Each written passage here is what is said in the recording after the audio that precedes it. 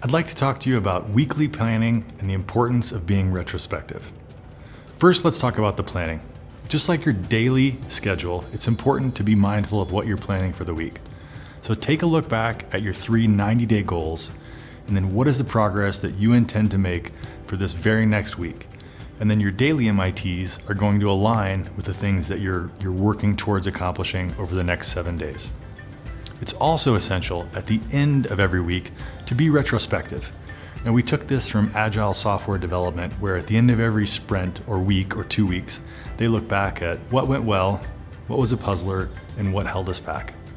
And I've found that if you do this in your personal, business, family, and community, really take a look and have a retrospective view on your past week, you're gonna celebrate your wins, you're gonna solve some challenging problems, and you're gonna identify some issues that you're gonna be able to squash the next week. There are 4 things that we advocate you do at the end of every week.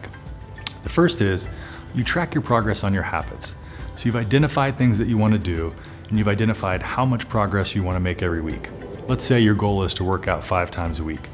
So how did you track? How did you progress against that goal? So make sure you track all of the habits that you're trying to create.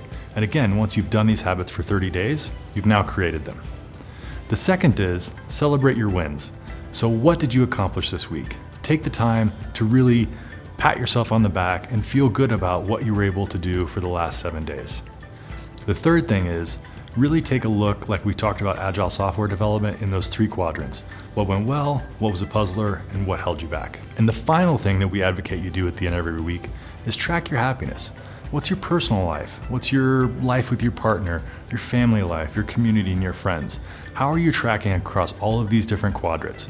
It's really interesting when you look at, over time, how you can see trends and what's impacting your happiness. The Oak team has created a great tool, our weekly planner, that's gonna help you align your 90-day goals with what you need to accomplish in the next week.